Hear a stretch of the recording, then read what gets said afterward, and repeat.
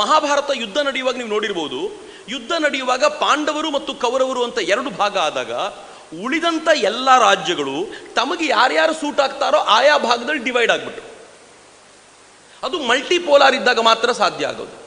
ಆದರೆ ನೆಹರು ಕಾಲದಲ್ಲಿ ನಾವು ಮಾಡಿದ ತಪ್ಪಿನ ಕಾರಣಕ್ಕೋಸ್ಕರ ಎರಡು ಬೈಪೋಲಾರ್ ನೇಷನ್ಗಳು ಹುಟ್ಕೊಂಡ್ವು, ಅಮೆರಿಕ ಮತ್ತು ರಷ್ಯಾ, ಅಮೆರಿಕ ಮತ್ತು ಚೈನಾ. ನಮ್ಮ UPA 1-2 ಕಾಲದಲ್ಲೂ ಚೈನಾ ಹೆಂಗೆ ಬೆಳೀತು ಅಂತಂದರೆ, ಅಮೆರಿಕಕ್ಕೆ ಎದುರಾಗಿ ರಷ್ಯಾ ಹೋದ ನಂತರ ಯೂನಿಪೋಲಾರ್ ಆಗಿದ್ದಂಥ ಕಂಟ್ರಿನ ಅದು ಬೈಪೋಲಾರ್ ಆಗಿ ಕನ್ವರ್ಟ್ ಮಾಡ್ತು. ಚೈನಾ ತಾನೊಂದಷ್ಟು ಕಂಟ್ರೀಸನ್ನು ಗ್ರ್ಯಾಬ್ ಮಾಡ್ತು, ಆ ಕಡೆ ಅಮೆರಿಕ ತಾನೊಂದಷ್ಟು ಕಂಟ್ರೀಸನ್ನು ಗ್ರ್ಯಾಬ್ ಮಾಡಿ ಇಬ್ಬರೂ ಸಮಾನವಾಗಿ ನಿಲ್ಲುವಂಥ ಹಂತಕ್ಕೆ ಬಂದ್ಬಿಡ್ತು ನಮ್ಮ ಕಣ್ಣೆದುರುಗಡೆನೆ. ಆದರೆ ನರೇಂದ್ರ ಮೋದಿ ಬಂದ ನಂತರ ಇವತ್ತು ಜಗತ್ತು ಮಲ್ಟಿಪೋಲಾರ್ ವರ್ಲ್ಡ್ ಆಗಿ ನಿರ್ಮಾಣಗೊಳ್ತಾ ಇದೆ. ಮಲ್ಟಿಪೋಲಾರ್ ವರ್ಲ್ಡ್ ಅಂದರೆ ಏನು ಗೊತ್ತಾ? ಒಂದು ಸೆಂಟರ್ ಅಂತ ಇರೋದಿಲ್ಲ, ಭಿನ್ನ ಭಿನ್ನ ಸೆಂಟರ್ಗಳಿರ್ತವೆ. ನಾನು ಸುಮ್ಮನೆ ಒಂದು ಅದ್ಭುತವಾಗಿರುವಂಥ ಘಟನೆ ಹೇಳ್ತೀನಿ, ನಮ್ಮಲ್ಲಿ ಅನೇಕರಿಗೆ ಗೊತ್ತಿರಲಿಕ್ಕಿಲ್ಲ. ಮೋದಿಯ ಫಾರಿನ್ ಪಾಲಿಸಿಯ ಒಂದು ಅದ್ಭುತವಾದ ವೈಶಿಷ್ಟ್ಯ, ಭಾರತ ಈಗ G20ಯ ಪ್ರೆಸಿಡೆಂಟ್. ನಾವು ಎಷ್ಟು ಹೆಮ್ಮೆ ಪಡ್ತಿದ್ದೀವಿ G20ಯ ಪ್ರೆಸಿಡೆಂಟ್ ಅಂತ. ಎಷ್ಟು ಚೆನ್ನಾಗಿ ಮೋದಿ ಅರೇಂಜ್ ಮಾಡ್ಕೊಂಡಿದ್ದಾರೆ ಅಂತಂದರೆ, ಜಗತ್ತಿನ ಎಲ್ಲೆಲ್ಲಿ G20ಯ ಪ್ರೆಸಿಡೆನ್ಸಿ ತಗೊಂಡು ರಾಷ್ಟ್ರಗಳನ್ನು ನಡೆಸಿದ್ದಾರೋ ಅವರೊಂದು 2-3 ಜಾಗಗಳನ್ನು ಸೆಲೆಕ್ಟ್ ಮಾಡಿಕೊಂಡು ಅಲ್ಲೇ ಎಲ್ಲ ಮೀಟಿಂಗ್ಗಳನ್ನು ನಡೆಸಿದ್ದಾರೆ. ಆದರೆ ನರೇಂದ್ರ ಮೋದಿಯವರು ಪ್ರತಿ ರಾಜ್ಯದಲ್ಲೂ ಒಂದು ಎರಡು ಜಾಗಗಳನ್ನು ಸೆಲೆಕ್ಟ್ ಮಾಡಿಕೊಂಡು ಇಡೀ ವರ್ಷ ಪೂರ್ತಿ ನಡೆಯುವಂಥ ಕಾರ್ಯಕ್ರಮಗಳನ್ನು ಬೇರೆ ಬೇರೆ ರಾಜ್ಯಕ್ಕೆ ಶಿಫ್ಟ್ ಮಾಡಿದ್ದಾರೆ. ಸೊ ಇಡೀ ಎಲ್ಲ ರಾಜ್ಯಗಳು ಕೂಡ G20ಯ ಆ ಅದ್ಭುತವಾಗಿರುವಂಥ ಅನುಭವವನ್ನು ತಮ್ಮದಾಗಿಸ್ಕೊಳ್ತಿದೆ. ಆದರೆ ಇದೇ ಸಂದರ್ಭದಲ್ಲಿ ಗೊತ್ತಿಲ್ಲದೆ ಇರುವಂಥದ್ದು ಅಪರೂಪದ ಸಂಗತಿ ಏನಂತಂದರೆ, ಈ G20ಯ ಒಟ್ಟಾರೆ ಪ್ರಕ್ರಿಯೆಗಳು ಆರಂಭವಾಗುವಾಗ Narendra Modi global south meet ಅಂತ ಒಂದು ಮಾಡಿದರು. ಫಾರಿನ್ ಪಾಲಿಸಿ ಎಷ್ಟು ಚೆನ್ನಾಗಿದೆ ನೋಡಿ. ಅಲ್ಲಿವರೆಗೂ ನನಗೂ ಅಂದಾಜಿರಲಿಲ್ಲ ಏನು ಗ್ಲೋಬಲ್ ಸೌತ್ ಮೀಟ್ ಅಂದರೆ ಅಂತ. ಗ್ಲೋಬಲ್ ಸೌತ್ ಮೀಟ್ ಅಂದರೆ ಏನು ಗೊತ್ತಾ? ನಾವು ಗ್ಲೋಬಲ್ ನೋಡ್ತೀವಲ್ಲ, ಭೂಗೋಳ, ಆ ಭೂಗೋಳದ ಸದರ್ನ್ ಪಾರ್ಟ್ ಯಾವುದಿದೆಯೋ ಇವತ್ತು ವಾಪಸ್ ಮನೆಗೆ ಹೋಗಿ ನೋಡಿ, ಸೌತಲ್ಲಿರುವಂಥ ಬಹುತೇಕ ರಾಷ್ಟ್ರಗಳು ಬಡ ರಾಷ್ಟ್ರಗಳು, ಆಮೇಲೆ ಹೆಚ್ಚು ಜನಸಂಖ್ಯೆ ಇರುವಂಥ ರಾಷ್ಟ್ರಗಳು, ಅವರುಗಳು ಶ್ರೀಮಂತ ರಾಷ್ಟ್ರದ ಮುಂದೆ ಸಾಲಕ್ಕೋಸ್ಕರ ಮತ್ತೊಂದಕ್ಕೋಸ್ಕರ ಕೈ ಚಾಚ್ಕೊಂಡು ಕೂತಿರ್ತಾರೆ. ಅವರಲ್ಲಿ ಟೆಕ್ನಾಲಜಿಕಲ್ ಡೆವಲಪ್ಮೆಂಟ್ ಇಲ್ಲ. ಈ ಥರದ ಎಲ್ಲ ಸಮಸ್ಯೆಯಿಂದ ಇರುವಂಥದ್ದು global south. Global north countries rich countries, ಅವರುಗಳು ಈ ಸದರ್ನ್ ಕಂಟ್ರೀಸ್ ಮೇಲೆ ತಮ್ಮ ಕಂಟ್ರೋಲ್ ಸ್ಥಾಪಿಸಲಿಕ್ಕೆ ಪ್ರಯತ್ನ ಪಡ್ತಾರೆ. G20 ಕಂಟ್ರಿನಲ್ಲಿ 20 ರಾಷ್ಟ್ರಗಳಿಗೆ ಮಾತ್ರ ಅವಕಾಶ. ಉಳಿದವರು ಕೆಲವರು ಮಾತ್ರ ಗೆಸ್ಟ್ ಆಗಿ ಬರ್ಬೋದು ಅಷ್ಟೇ. ಆದರೆ 20 ಮೇಲೆ ಮತ್ತೆ ಯಾರಿಗೂ ಇಲ್ಲ. ನರೇಂದ್ರ ಮೋದಿ ಏನು ಮಾಡಿದ್ರು ಗೊತ್ತಾ? ಈ G20 ನಡಿಬೇಕಾದ್ರೆ ಗ್ಲೋಬಲ್ ಸೌತ್ನ ಎಲ್ಲ ಕಂಟ್ರೀಸ್ಗಳನ್ನು ಭಾರತಕ್ಕೆ ಕರೆಸ್ಕೊಂಡು, ಈ G20ಯಲ್ಲಿ ನಿಮ್ಮ ಪರವಾಗಿ ದನಿ ಎತ್ತಲಿಕ್ಕೆ ಯಾರೂ ಇಲ್ಲ ಅಂತ ತಿಳ್ಕೊಳ್ಬೇಡಿ, ನಾನು ನಿಮ್ಮ ಪರವಾಗಿದ್ದೀನಿ, ನಾನು ಮಾತನಾಡ್ತೀನಿ ಅಂತಂದರು ನರೇಂದ್ರ ಮೋದಿ. ಭಾರತ ಈ ಗ್ಲೋಬಲ್ ಸೌತ್ ಕಂಟ್ರೀಸ್ನ ಲೀಡರ್. ಇವತ್ತು ಅಮೆರಿಕ ಕರೆದು ಸ್ಟೇಟ್ ವಿಸಿಟಿಗೆ ಅವಕಾಶ ಮಾಡಿಕೊಟ್ಟಿದೆ. ಸ್ಟೇಟ್ ವಿಸಿಟ್ ಅಂತಂದರೆ 4 ದಿನದ ಕಂಪಲ್ಸರಿ ವಿಸಿಟ್. ಅದು ಈ 4 ದಿನದಲ್ಲಿ ವೈಟ್ ಹೌಸಿಗೆ ಹೋಗೋದಿರುತ್ತೆ, ರೆಡ್ ಕಾರ್ಪೆಟ್ ವೆಲ್ಕಮ್ ಇರುತ್ತೆ, ಪೆನ್ಸಿಲ್ವೇನಿಯಾ ಸ್ಟ್ರೀಟ್ನಲ್ಲಿ ಸುಮಾರು 5 ದಿನಗಳ ಕಾಲ ಇಂಡಿಯನ್ ಫ್ಲಾಗ್ ಹಾರಾಡುತ್ತೆ. ಆ 4 ದಿನಗಳ ವಿಸಿಟ್ನ ಒಂದು ಪಾರ್ಟ್ ಆಗಿ ಜಂಟಿ ಸದನವನ್ನು ಉದ್ದೇಶಿಸಿ ಮಾತನಾಡುವಂಥ ಅವಕಾಶ ಕೊಡಲಾಗುತ್ತೆ. ಎಲ್ರಿಗೂ ಇಲ್ಲ, ಕೆಲವರಿಗೆ ಮಾತ್ರ ಅವಕಾಶ ಇರುತ್ತೆ. ನರೇಂದ್ರ ಮೋದಿಗೆ ಸ್ಟೇಟ್ ವಿಸಿಟ್ನ ಎಲ್ಲ ಅವಕಾಶ ಸಿಕ್ತು. ನಾನು ಸುಮ್ಮನೆ ಲೆಕ್ಕ ಹಾಕ್ತಾ ಕೂತಿದ್ದೆ, ಇನ್ನೊಂದು 8-9 ತಿಂಗಳು ಇರ್ತಾನೆ ಮನುಷ್ಯ. ಅಮೆರಿಕ ಇವನನ್ನು ಕರೆದು ಇಷ್ಟು ಸಂಭ್ರಮ ಯಾಕೆ ಮಾಡಬೇಕಾಗಿತ್ತು ಅಂತ. ಯಾಕೆಂದರೆ ಅಮೆರಿಕಕ್ಕೆ ಚೆನ್ನಾಗಿ ಗೊತ್ತಿದೆ, ಇವತ್ತು ಭಾರತ ಆರ್ಡಿನರಿ ರಾಷ್ಟ್ರ ಅಲ್ಲ, ಮಲ್ಟಿಪೋಲಾರ್ ವರ್ಲ್ಡನ್ನು ಕ್ರಿಯೇಟ್ ಮಾಡ್ತಾ ಇರುವಂಥ ಅಗ್ರಣಿ ರಾಷ್ಟ್ರ. ಭಾರತವನ್ನು ಬಿಟ್ಟು ನಾವು ಯಾವುದೇ ನಿರ್ಣಯವನ್ನು ತೆಗೆದುಕೊಳ್ಳಿಕ್ಕೆ ಸಾಧ್ಯ ಆಗಲ್ಲ. ಯಾಕೆಂದರೆ ಗ್ಲೋಬಲ್ ಸೌತ್ಗಳ ಮೇಲೆ ಹೆಚ್ಚಿನ ದನಿ ಇರೋದು ಅದು ನರೇಂದ್ರ ಮೋದಿಯವ್ರದ್ದು ಅಥವಾ ಭಾರತದ್ದು ಅಂತ ತುಂಬ ಚೆನ್ನಾಗಿ ಗೊತ್ತಿರೋದ್ರಿಂದ ಇವತ್ತು ನಮ್ಮ ಮಾತುಗಳನ್ನು ಕೇಳುವಂಥ ಹಂತಕ್ಕೆ ಬಂದಿರೋ. ಅವ್ರು ಹೇಳ್ತಾರಲ್ಲ, ಇವತ್ತು ಯಾಕೆ ಜಗತ್ತು ನಮ್ಮ ಮಾತು ಕೇಳುತ್ತೆ ಅಂತಂದರೆ ಈ ಕಾರಣಕ್ಕೋಸ್ಕರ. ನೆಕ್ಸ್ಟು ಮಹಾಭಾರತ ನಮಗೊಂದು ಒಳ್ಳೆಯ ಕಥೆಯನ್ನು ಹೇಳುತ್ತೆ. ಶಿಶುಪಾಲನ 100 ತಪ್ಪನ್ನು ಮನ್ನಿಸಿ ಕೊನೆಗೂ ಕೃಷ್ಣ ಅವನ ಸಂಹಾರ ಮಾಡ್ತಾನೆ. 100 ತಪ್ಪು ಮಾಡುವವರೆಗೂ ಸುಮ್ಮನೆ ಇರ್ತಾನೆ. ಆದರೆ ಯಾರು ಸುಮ್ಮನೆ ಇರ್ಬೋದು ಗೊತ್ತಾ? 100 ತಪ್ಪು ಮಾಡುವವರೆಗೂ 100 ತಪ್ಪುಗಳನ್ನು ಲೆಕ್ಕ ಹಾಕ್ತಿರೋನು ಸುಮ್ಮನೆ ಇರ್ಬೋದು. ನಾವುಗಳೆಲ್ಲ ಹೆಂಗಾಗ್ಬಿಡ್ತೀವಿ ಅಂತಂದರೆ, ಮೊದಲ 5 ತಪ್ಪುಗಳಾದಮೇಲೆ 6ನೇ ತಪ್ಪಿನಿಂದ ಹೇಳ್ಕೊಳ್ಳಿ ಬಿಡು, ಹಾಳಾಗೋಗ್ಲಿ, ನಮಗೇನಾಗೋದಿದೆ ಅಂತ. ನಾವು ಆಗಿದ್ವಿ ಅಂತಂದರೆ 1947 ಪಾಕಿಸ್ತಾನ ನಮ್ಮ ಮೇಲೆ ಆಕ್ರಮಣ ಮಾಡ್ತು, 1965 ಆಕ್ರಮಣ ಮಾಡ್ತು, 1971 ಆಕ್ರಮಣ ಮಾಡ್ತು, ಇಷ್ಟಾದರೂ ಅಟಲ್ ಬಿಹಾರಿ ವಾಜಪೇಯಿ ಬಂದು ಒಂದು ಬಸ್ ಬಿಡ್ತೀನಿ, ಒಂದು ರೈಲ್ ಬಿಡ್ತೀನಿ, ಈಗಲಾದರೂ ಸರಿ ಹೋಗ್ಬೋದೇನೋ ಅಂತ ಎಲ್ಲ ಪ್ರಯತ್ನ ಮಾಡಿದರು. 1999ನಲ್ಲೇ ಅಟಲ್ಜಿ ಇದ್ದಾಗಲೇ ಕಾರ್ಗಿಲ್ನಲ್ಲಿ ನುಗ್ಗಿ ಕೂತ್ಕೋತು.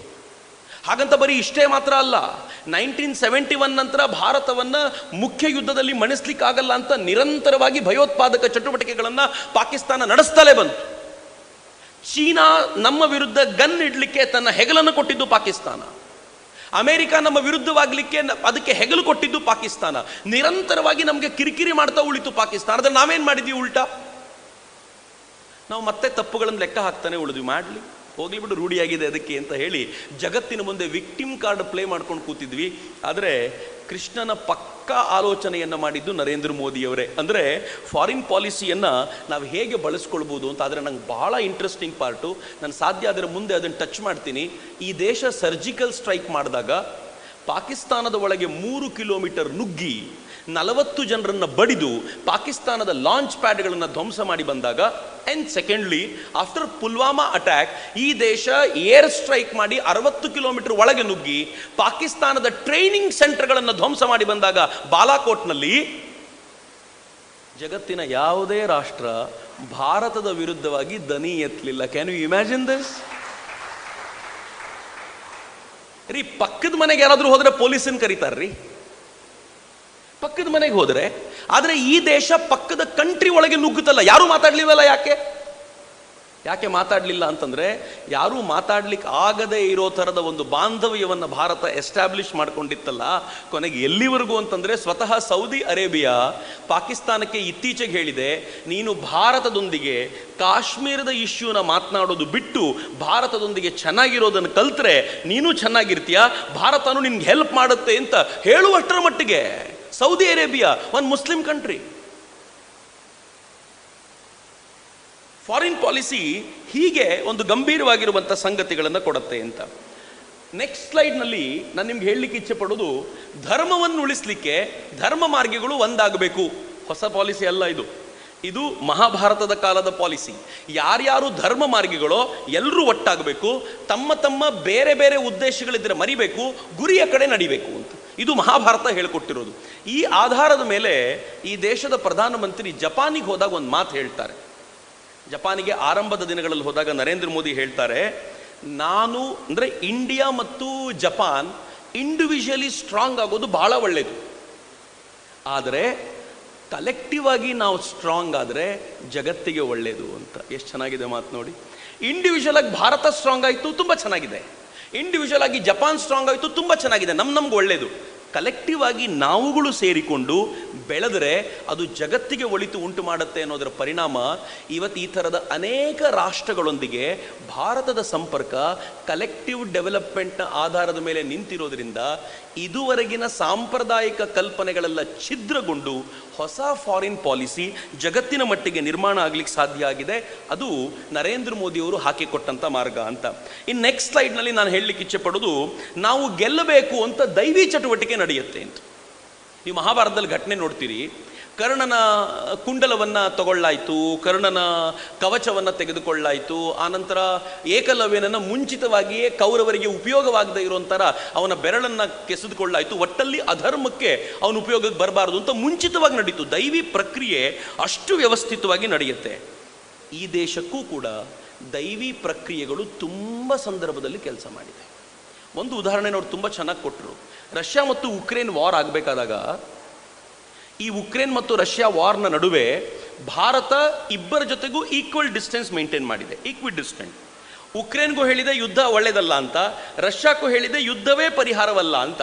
ಆದರೆ ಅಮೆರಿಕಕ್ಕೆ ಹೇಳ್ತು, ಹಂಗಂತ ನೀವು ಹೇಳದಂತೆ ನಾವೇನು ಕೇಳಲ್ಲ, ರಷ್ಯಾದೊಂದಿಗೆ ನಮ್ಮ ಒಪ್ಪಂದ ಹೆಂಗಿರಬೇಕೋ ಹಾಗೆ ನಡೆಯುತ್ತೆ, ನಾವು ಆಯಿಲ್ ಇಂಪೋರ್ಟ್ ಮಾಡ್ಕೊಳ್ತೀವಿ ಅಂತ. ಒಂದು ಅಪರೂಪದ ಸಂಗತಿ ಹೇಳ್ತೀನಿ ನಿಮಗೆ. ರಷ್ಯಾ ಉಕ್ರೇನ್ ಯುದ್ಧ ನಡೆಯೋಕ್ಕಿಂತ ಮುಂಚೆ ನಮಗೆ ಆಯಿಲ್ ಎಕ್ಸ್ಪೋರ್ಟ್ ಮಾಡುವಂಥ ರಾಷ್ಟ್ರಗಳಲ್ಲಿ ರಷ್ಯಾ ಲಿಸ್ಟ್ನಲ್ಲಿ ಕೊನೆಯದಿತ್ತು. If I am not wrong, less than 1% ಇದ್ದಿರ್ಬೋದು.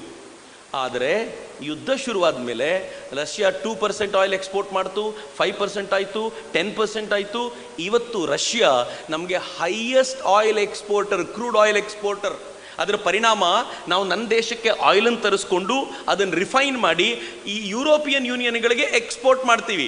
ಮಾಡುವಾಗ ಇವತ್ತು ನಾವು ಆಯಿಲನ್ನು ಹೆಚ್ಚು ಎಕ್ಸ್ಪೋರ್ಟ್ ಮಾಡ್ತಾ ಇರುವಂಥ ರಾಷ್ಟ್ರಗಳಲ್ಲೂ ಒಂದಾಗಿದ್ದೀವಿ. ನಾವೇನಾದರೂ ಇಲ್ಲದೆ ಹೋಗಿದ್ದಿದ್ರೆ ಯುರೋಪಿಯನ್ ಯೂನಿಯನ್ಗಳು ಹಾಹಾಕಾರಕ್ಕೆ ಬೀಳ್ತಿದ್ವು. ಮತ್ತು ನಮ್ಮ ಧಾರ್ಷ್ಟ್ಯ ಹೆಂಗಿದೆ ಇವತ್ತು?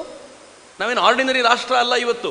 ಈ ದೇಶದ ವಿದೇಶಾಂಗ ಸಚಿವ ಜೈಶಂಕರ್ ಅವರು ಯುರೋಪಿಯನ್ ಯೂನಿಯನಲ್ಲಿ, ಸ್ಪೆಷಲಿ ಇಂಗ್ಲೆಂಡ್ನಲ್ಲಿ ಮಾತಾಡ್ತಿರುವಾಗ ಒಬ್ಬ ಪತ್ರಕರ್ತ ಕೇಳ್ತಾನೆ, ರಷ್ಯಾದಿಂದ ಆಯಿಲನ್ನು ಇಂಪೋರ್ಟ್ ಮಾಡ್ಕೊಳ್ತಿರಲ್ಲ, ನಿಮ್ಮ ಆಯಿಲ್ ರಕ್ತಸಿಕ್ತ ಆಯಿಲ್ ಅಂತ ನಿಮ್ಗೆ ಅನ್ಸಲ್ವಾ ಅಂತ ಕೇಳ್ತಾನೆ. ಜೈಶಂಕರ್ ಅವರ ಆನ್ಸರ್ ಏನು ಗೊತ್ತಾ? ಒಂದು ಚೂರು ಫಂಬಲ್ ಆಗೋದಿಲ್ಲ ರೀ ಆ ಮನುಷ್ಯ. ನಂಗೆ ಗೊತ್ತಿಲ್ಲ ಈ ದೇಶಕ್ಕೆ ಇಂಥ ವಿದೇಶಾಂಗ ಸಚಿವರು ಯಾವತ್ತು ಸಿಕ್ಕಿದ್ರೋ ಒಬ್ಬ ಅದ್ಭುತವಾದ ಮನುಷ್ಯ ಸಿಕ್ಬಿಟ್ಟಿದ್ದಾರೆ. ಏನು ಮಾತನಾಡ್ತಾರೆ ಗೊತ್ತಾ? ನಾವು ಇಡೀ ತಿಂಗಳಿಗೆ ಆಮದು ಮಾಡಿಕೊಳ್ಳುವ ಆಯಿಲನ್ನು ನೀವು ಒಂದು ಒಪ್ಪತ್ತಿಗೆ ಆಮದು ಮಾಡ್ಕೊಳ್ತೀರಾ, ನಾಚಿಕೆ ಆಗ್ಬೇಕು ನಿಮಗೆ ನಮ್ಗೆ ಹೇಳಬೇಕಾದ್ರೆ ಎನ್ನುವ ಲ್ಯಾಂಗ್ವೇಜ್ನಲ್ಲಿ ಆನ್ಸರ್ ಮಾಡ್ತಾರಲ್ಲ, ಅದು ನೋಡುವಾಗ ಗೂಸ್ ಬಂಬ್ಸ್ ಇತ್ತು ನಂಗೆ ಅವತ್ತು. ಏನು ಅದ್ಭುತವಾಗಿರುವಂಥ ಮಾತು ಅಂದರೆ, ಒಬ್ಬ ವಿದೇಶಾಂಗ ಸಚಿವ ತಾನು ಪ್ರೆಸೆಂಟ್ ಮಾಡುವಂಥ ರೀತಿ ಇದೆಯಲ್ಲ ಆ ಥಾಟನ್ನು, ಅದು ಯಾಕೆ ಸಾಧ್ಯ ಆಯಿತು ಅಂತಂದರೆ, ನಮಗೆ ದೈವಿ ಶಕ್ತಿಯು ಕೂಡ, ನಮಗೆ ಅಂತಲ್ಲ, ಯಾರು ಧರ್ಮದ ಪರವಾಗಿ ನಡೀತಿರ್ತಾರೋ ಅವರಿಗೆ ಬೇಕಾಗಿರುವಂಥ ಎಲ್ಲ ವ್ಯವಸ್ಥೆಗಳು, ಕಾಸ್ಮಿಕ್ ಅರೇಂಜ್ಮೆಂಟ್ ನಡೆಯುತ್ತೆ ಅನ್ನೋದನ್ನು ಅದು ಮಹಾಭಾರತ ಹೇಳ್ಕೊಟ್ಟಿತ್ತು. ನಮ್ಮ ಕಾಲಕ್ಕೆ ಉಪಯೋಗ ಆಗ್ತಿದೆ. ನೆಕ್ಸ್ಟು ನರೇಂದ್ರ ಮೋದಿಯವರ ಕಾಲಕ್ಕೆ ಯಾರಿಂದ ಏನನ್ನು ಪಡ್ಕೊಳ್ಬೇಕು, ಯಾರನ್ನು ಆಯ್ಕೆ ಮಾಡ್ಕೊಳ್ಬೇಕು ಅಂತ ತುಂಬ ಚೆನ್ನಾಗಿರುವಂಥ ಪ್ರಕ್ರಿಯೆ. ನಿಮಗೆ ಒಂದು ಘಟನೆ ಮಹಾಭಾರತದಲ್ಲಿ ಬರುತ್ತೆ. ಯುದ್ಧ ಶುರುವಾಗಬೇಕು, ಅದಕ್ಕಿಂತ ಮುಂಚೆ ಅರ್ಜುನ ಮತ್ತು ದುರ್ಯೋಧನರು ಬರ್ತಾರೆ, ಕೂತ್ಕೊಳ್ತಾರೆ. ಕೂತ್ಕೊಂಡ ತಕ್ಷಣ, ಕಣ್ಣು ಬಿಟ್ಟ ತಕ್ಷಣ ಅವನು ಫಸ್ಟ್ ದುರ್ಯೋಧನನನ್ನು ನೋಡ್ತಾನೆ, ಕೇಳ್ತಾನೆ ನಿಂಗೇನು ಬೇಕೋ ಕೇಳ್ಕೊ ಅಂತ. ದುರ್ಯೋಧನ ನನಗೆ ನಿನ್ನ ಸೇನೆ ಬೇಕು ಅಂತ ಕೇಳ್ಕೊಳ್ತಾನೆ. ಅರ್ಜುನನ ಕಡೆ ತಿರುಗ್ತಾನೆ ಕೃಷ್ಣ, ನಿನಗೇನು ಬೇಕಿತ್ತು ಅಂತ. ನಂಗೆ ಒಳ್ಳೇದಾಯಿತು, ನನಗೇನು ಬೇಕೋ ಅದು ಸಿಕ್ತು, ನಂಗೆ ನೀನು ಬೇಕು, ನಿನ್ನ ಸೇನೆ ಬೇಕಾಗಿಲ್ಲ ಅಂತ. ನಿನ್ನ ಸೇನೆ ಹೋಗಲಿ ಪರವಾಗಿಲ್ಲ, ನೀನಿದ್ದರೆ ನನಗೆ ಸಂತೋಷ, ಅಷ್ಟು ಸಾಕು, ಧೈರ್ಯ ಬರುತ್ತೆ ಅಂತ. ಯಾವುದನ್ನು ಆಯ್ಕೆ ಮಾಡ್ಕೊಳ್ಬೇಕು ಅಂತಿರಬೇಕು? ಎಲ್ಲಿ ಕೃಷ್ಣನಿದ್ದಾನೋ ಅಲ್ಲಿ ಜಯ ಅಂತ ಅರ್ಜುನನಿಗೆ ಗೊತ್ತಿದ್ದರಿಂದ ಕೃಷ್ಣನ್ನೇ ಆಯ್ಕೆ ಮಾಡ್ಕೊಂಡ. It's a great policy. ದೂರದೃಷ್ಟಿ ಇದ್ದರೆ ಪಕ್ಕ ಆಗತ್ತೆ. ಆದರೆ ಇವತ್ತು ಭಾರತದ ಪಾಲಿಸಿಯು ಹೆಂಗಿದೆ ಅಂತಂದರೆ, ಮೊದಲು ಒಂದು ಕಾಲ ಇತ್ತು, ನಾವು ರಷ್ಯಾ ಜೊತೆಗೆ ಟೋಟಲ್ ಫ್ರೆಂಡ್ಶಿಪ್, ಅಮೆರಿಕಾದಿಂದ ದೂರ. ಯುದ್ಧ ನಡೆದಾಗ ಅಮೆರಿಕ ಕಾಲಿಗೆ ಹೋಗಿಬಿಡ್ಬೇಕಿತ್ತು ನಾವು, ದಯವಿಟ್ಟು ಹೆಲ್ಪ್ ಮಾಡಿ ಅಂತ. ಇಲ್ಲ ಅಂತಂದರೆ ಪೂರ್ತಿ ಅಮೆರಿಕಾದ ಕಡೆ